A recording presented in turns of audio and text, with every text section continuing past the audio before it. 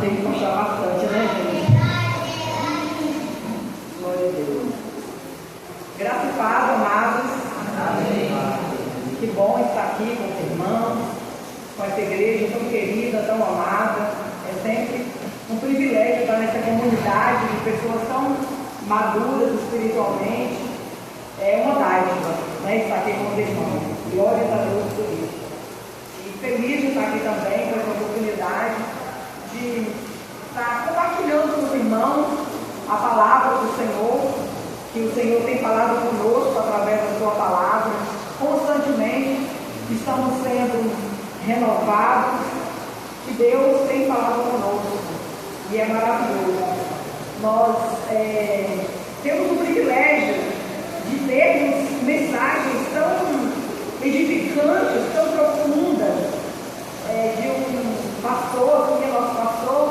Eu sempre falo que ele tem um zelo pela palavra de Deus que é louvável para a glória de Deus. E é maravilhoso a gente poder extrair, poder absorver tantas coisas boas que o Senhor tem nos falado através das mensagens dos irmãos. E eu estou aqui hoje. Eu não tenho tanta facilidade de me expressar como a maioria dos irmãos, como muitos irmãos aqui, mas estou aqui para poder compartilhar o que Deus falou comigo um dia. Eu estava ali, quando na minha última viagem de bebê dos netos, eu estava dormindo e de manhã eu acordei bem cedo e tinha muitos pássaros lá na casa da minha irmã, ali na frente da casa, e acordei ali com aquele alvoroço, e eu tinha orado, passado um tempo, né, com Deus, e Deus falou muito no meu coração através daquela ilustração, através daquela observação que eu tinha feito naquela manhã, olhando ali aqueles pássaros. E Deus me levou, porque nesse texto de Mateus, essa metáfora, não foi apenas uma metáfora de Jesus, uma coisa bonita que ele falou, uma poesia, mas é um mandamento dele. E está em Mateus, no capítulo 6, está dentro do Sermão do Monte, capítulo 6, a partir do versículo 25. Mas eu quero meditar mais especialmente no versículo 26. Mas leremos até o 34, do 25 até o 34, que diz assim: Por isso vos digo, não fiqueis ansiosos quanto à vossa vida, com o que comereis, com o que bebereis, nem quanto ao vosso corpo, com o que vestireis. Não é a vida mais do que o alimento, e o corpo mais do que o vestuário? Olhai para as aves do céu, que não semeiam nem colhem, nem ajuntam em celeiros, mas vosso Pai Celestial as alimenta. Acaso não tendes muito mais valor do que elas? Qual de vós, por mais ansioso que esteja, pode acrescentar sequer uma hora à duração de sua vida? E por que andais ansiosos quanto ao que vestir? Olhai como os lírios do campo crescem. Eles não trabalham nem tecem, mas eu vos digo que nem Salomão, em toda a sua glória, se vestiu como dele. Se Deus veste assim a planta do campo, que hoje existe e amanhã é jogada no forno, quanto mais a vós, homens de pequena fé. Portanto, não vos inquieteis dizendo: que comeremos, que beberemos, com que nos vestiremos? Pois os gentios é que procuram todas essas coisas. E de fato, vosso Pai Celestial sabe que precisais de tudo isso. Mas buscai primeiro o seu reino e a sua justiça, e todas essas coisas vos serão acrescentadas. Até aí.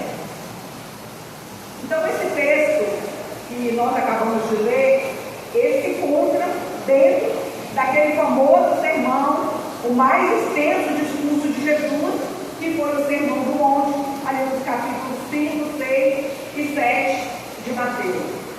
E dentro desse sermão do monte, em que Jesus, nesse discurso, ele falou sobre princípios, sobre valores para a vivência prática do reino de Deus, trazendo esses ensinamentos tão preciosos. Ele traz esse consolo para aquele povo, ele traz esse encorajamento e também uma exortação para aquele povo. E especialmente nesse versículo que eu quero enfatizar mais aqui, que é o 26, que foi mais que Deus falou comigo: olhai os pássaros dos céus, olhai as aves dos céus. Deus falou três características, eu poderia dizer, três marcas de um nascido de novo, ou três benefícios daquele que realmente conheceu Jesus, entendeu o Evangelho, foi convencido pelo Espírito Santo a respeito das verdades espirituais, foi iluminado, foi despertado e convencido a respeito da salvação, da graça de Deus. E Deus falou no meu coração, olhando aqueles pássaros, a alegria deles, porque eles saíram de um lado e iam para outro. E tinha uma goiabeira que havia nascido, assim, ou plantada, praticamente na calçada, e aqueles pássaros saíam da árvore, iam para a goiabeira, iam para outro, voltavam sozinhos, em bandos. E aí Deus trouxe muita alegria, ministrou muita alegria ao meu coração. Deus falou de três coisas, e eu quero compartilhar com os irmãos, que foi sobre liberdade, alegria e provisão. Quando Jesus diz aqui, olhai para as aves dos céus, eu observei aqui que esse verbo, ele está no imperativo, ele é um verbo imperativo, olhai. Torna-se então um mandamento para nós. Deus, ele fala conosco através das coisas, das circunstâncias da vida. Ele traz muitas ilustrações aqui para nós. Olha, como eu trabalho com o Ministério Infantil, os irmãos sabem, eu trabalho já faz muitos anos. Em 2013 eu fiz o Instituto de Liderança da PEC, que é a Aliança Pro Evangelização de Crianças, que trabalha com o Ministério Infantil, mas muito antes disso eu já trabalhava com as crianças. E quando a gente trabalha com as crianças, especialmente, uma maneira de reter mais o aprendizado dele é usando ilustrações.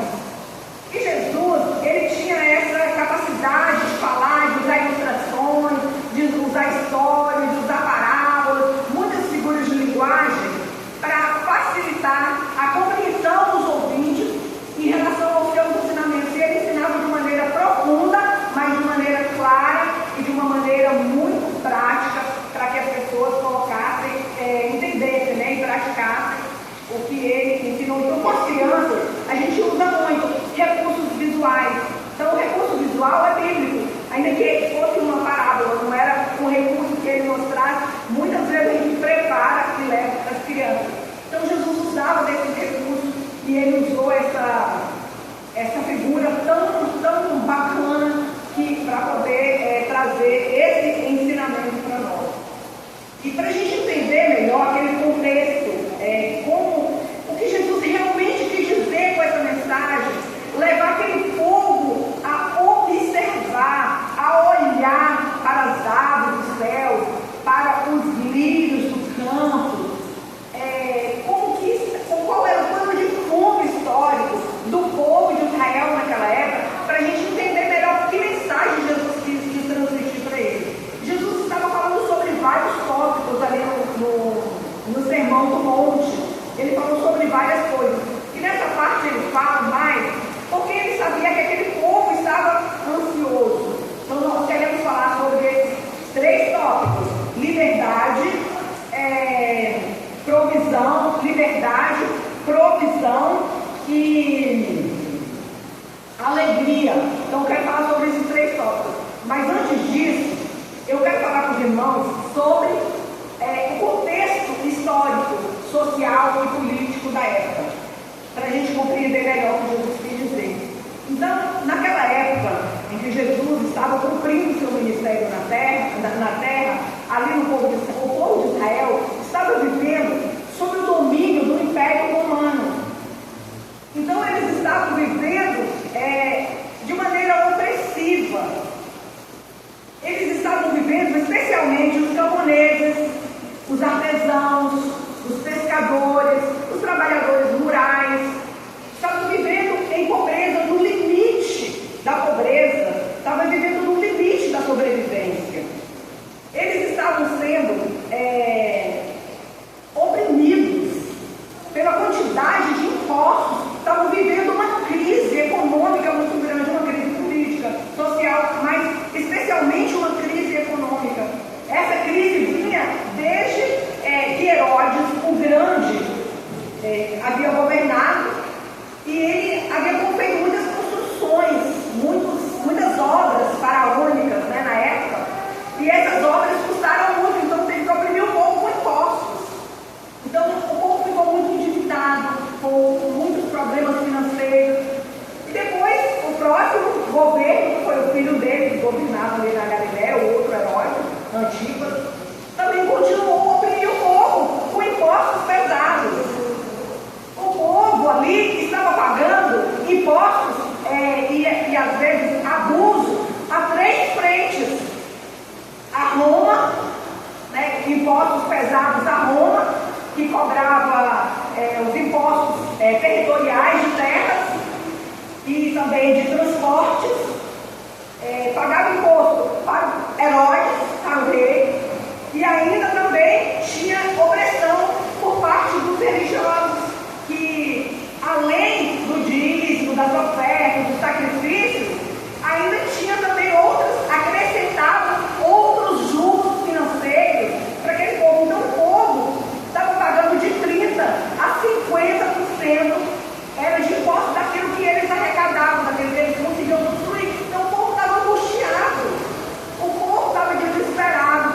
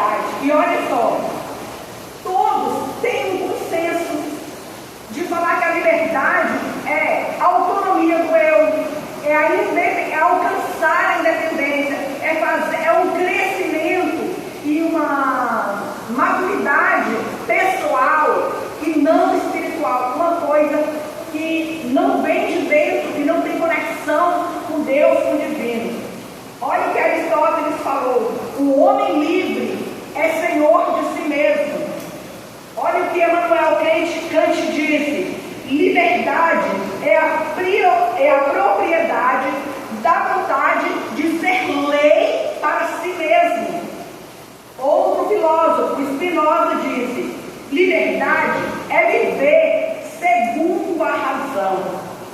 E olha, outro filósofo, Luke, fala, conhecido, a respeito da tábula rasa, em que a liberdade e o crescimento da pessoa, do ser humano, é construído pelo ambiente que ele vive, que o homem nasce como uma folha em branco e vai sendo construída a sua vida de acordo com aquilo, com as influências do meio em que ele vive, contrariando toda a perspectiva da palavra, todas as verdades espirituais, negando, né, a queda, negando a escravidão do pecado.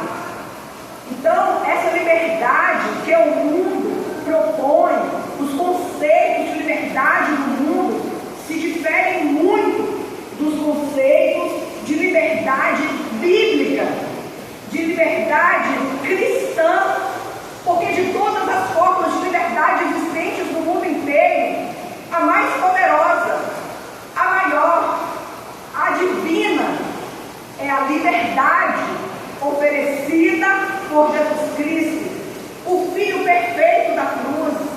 É a obra redentora de Jesus que traz a verdadeira liberdade. Por isso nós podemos declarar que nós somos livres. A nossa alma escapou como laço, como uma ave escapa do laço do passarinheiro. A Bíblia diz o quê? Que nós nascemos escravos, somos pecadores. No Salmo 51, Davi declara: em pecado fui formado, em iniquidade me concebeu a minha mãe. Nós somos também, a palavra de Deus diz que somos escravos da carne, somos escravos do medo. Nós nascemos nessa condição de natureza pecaminosa. Romanos 3:23, porque todos pecaram e carecem, estão separados, estão destituídos da glória de Deus. A escravidão do pecado, ela é uma realidade bíblica. Então, Efésios também diz para nós, né, que nós somos, por natureza, filhos da desobediência e filhos da ira, separados, mortos nos nossos delitos e nos nossos pecados. Essa era a condição de prisão, condição de condenação que nós tínhamos. Mas o Senhor, Ele enviou o seu Filho para trazer redenção, para quebrar o jugo do pecado. Somente por meio de Jesus, o Filho de Deus, por meio da sua obra redentora, é que nós somos livres. Olha que maravilha! Enquanto esses homens tão estudiosos, lógico que traz alguns benefícios para nós, conhecimento, mas muitos, né, trazem esse conceito tão errado, um conceito tão distorcido de liberdade. A gente encontra nas Escrituras o próprio Jesus, né, dizendo que conhecereis a verdade e a verdade vos libertará. Nós somos libertos do pecado, fomos libertos da lei do pecado, unidos a Cristo. Romanos 8:1 diz: nenhuma condenação há para os que estão em Cristo Jesus. É que não vive mais segundo a carne, mas vive segundo o Espírito. Tem um texto que eu gosto muito, que está em Gálatas 5:1, que diz assim: o apóstolo Paulo diz, quando os irmãos estavam vivendo aqueles conflitos: estais, pois, firmes na liberdade com que Cristo vos libertou, e não vos tornei a vos meter debaixo de um jugo de servidão. A liberdade cristã, ela é muito preciosa. Ela não traz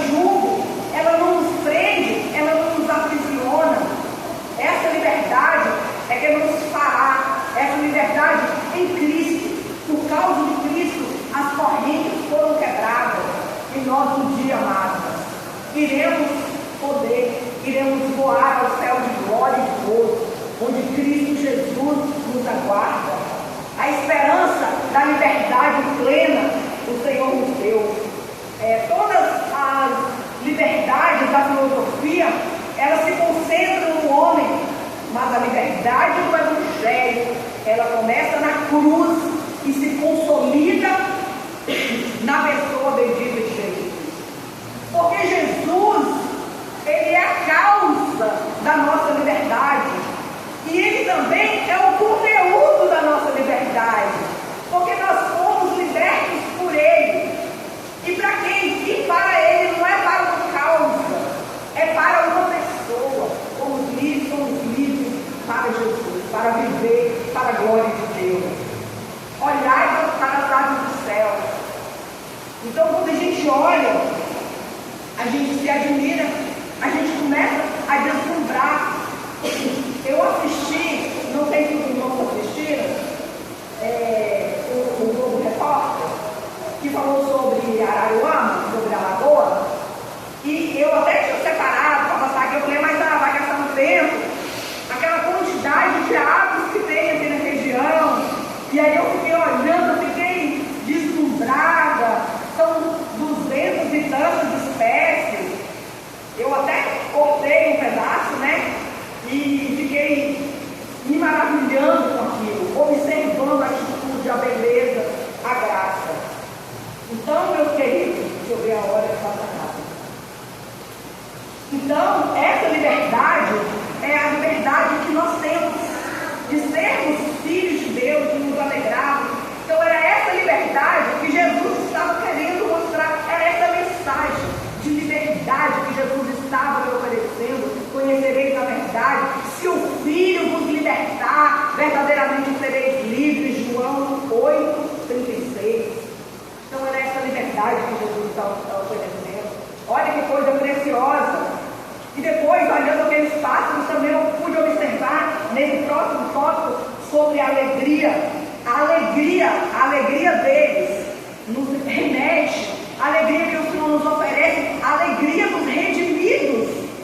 A alegria dos redimidos é uma alegria celeste, é uma alegria divina, maravilhosa.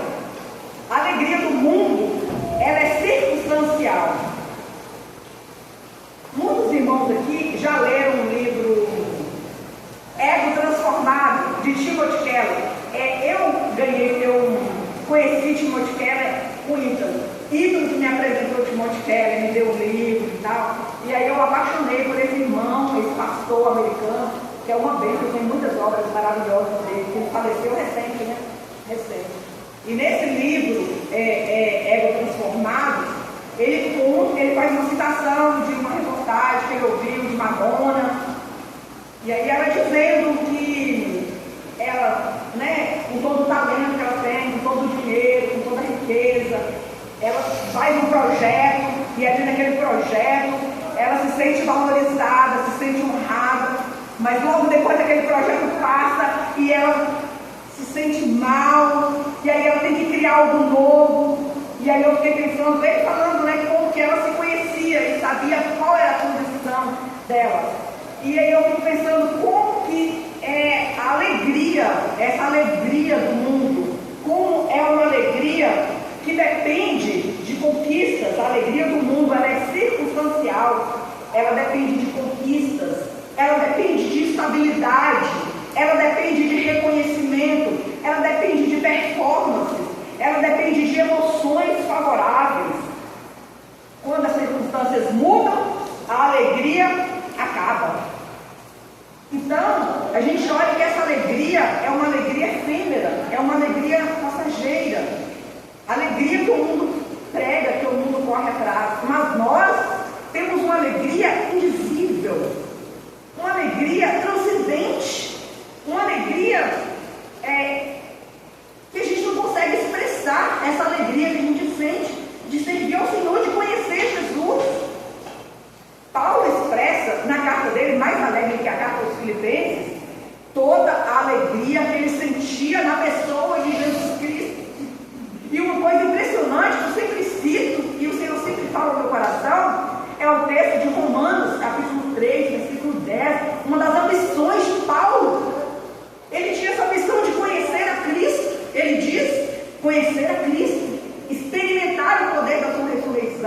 e participar do seu sofrimento, de suas dores. Olha, o desejo, a aspiração de Paulo, um homem que estava, quando ele escreveu essa carta de Filipenses, todo mundo sabe, ele estava preso, ele estava numa masmorra, mas mesmo assim, a alma de Paulo, o espírito dele era livre. E essa liberdade que ele tinha levava ele até essa alegria. Ele fala ali alegria, se não salvo engano, acho que são 13 vezes que ele repete o termo alegria nessa carta. E ele dizia dessa ambição, porque Jesus Cristo é a fonte de alegria. A morte de Jesus Cristo trouxe salvação e a ressurreição dele é a base da nossa alegria, amados.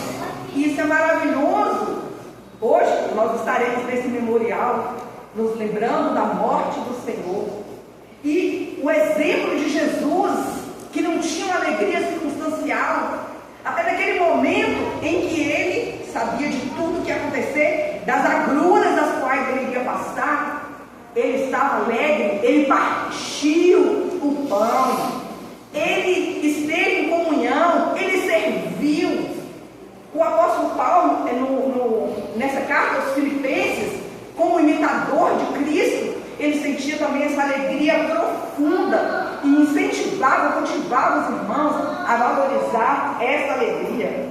Porque a alegria bíblica, ela é espiritual e ela tem raiz na redenção, ela tem raiz na nossa salvação e não nas situações, nas circunstâncias.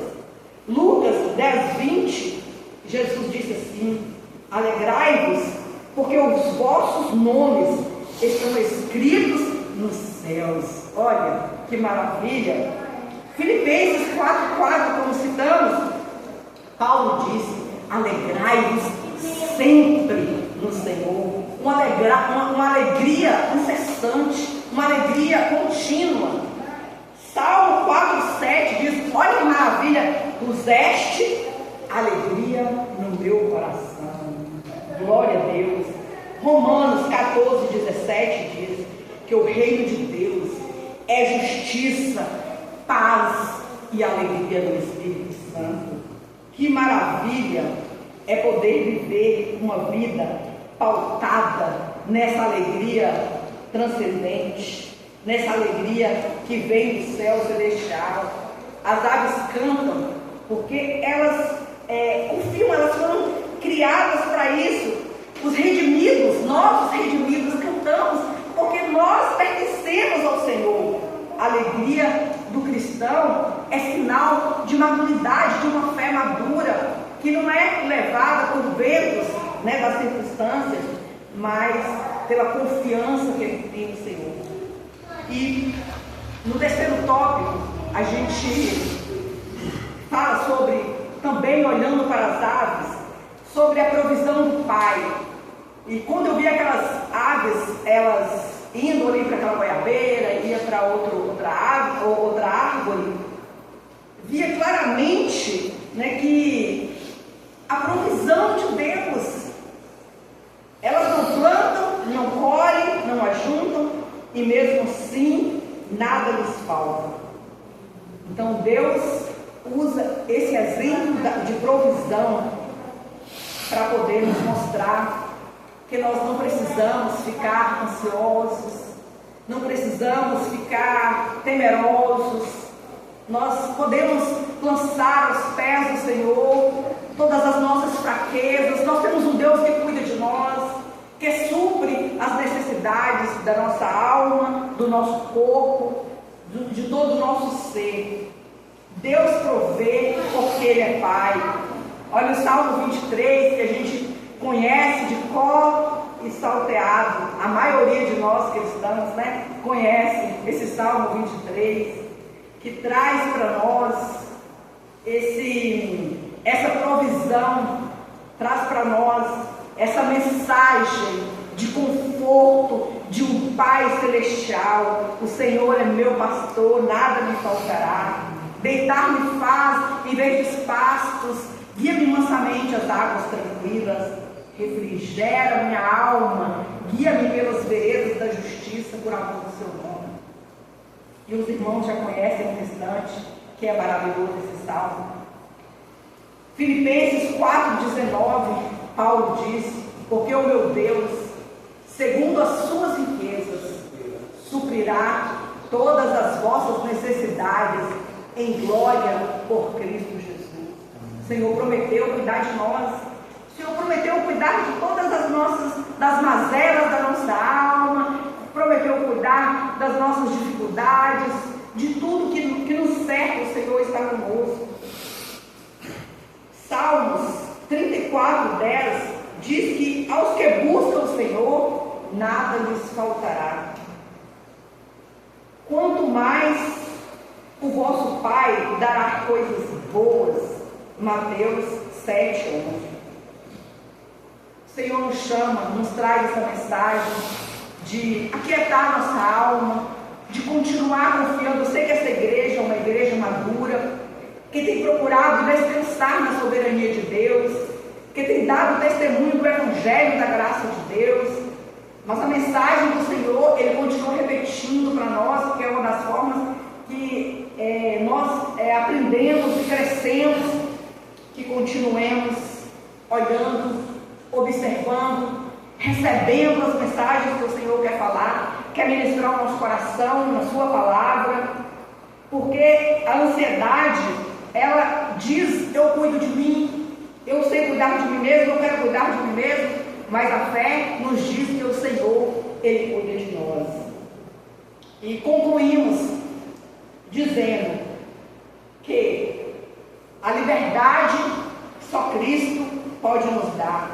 E Ele nos chama a viver livremente, a observar as aves e a tomar essa mensagem de liberdade e viver uma vida livre. Porque de todas as formas de libertação, como disse anteriormente, existentes no mundo inteiro, a mais preciosa é a liberdade oferecida por Jesus, o Filho de Deus, com o preço do seu sangue. Ele comprou e nos redimiu. Nós somos gratos porque nós somos redimidos. O Senhor nos chama a viver a alegria que nasce dessa redenção e nos chama também a viver a provisão que vem das mãos do Pai. Assim como as aves, mas muito mais do que as aves, o Senhor fala conosco. Somos muito mais valiosos do que as aves. O Senhor te ama e o Senhor cuida de você, meu irmão. Nos momentos mais desesperadores, no seu dia a dia, Ele está cuidando de você, a cada passo da sua vida. Que Deus em Cristo abençoe. Agradeço essa oportunidade riquíssima de estar aqui compartilhando com os irmãos algo que o Senhor falou no meu coração, que me trouxe deslumbramento, que me trouxe alegria e me trouxe celebração. E aí compartilhar com os irmãos é uma bênção e Deus abençoe.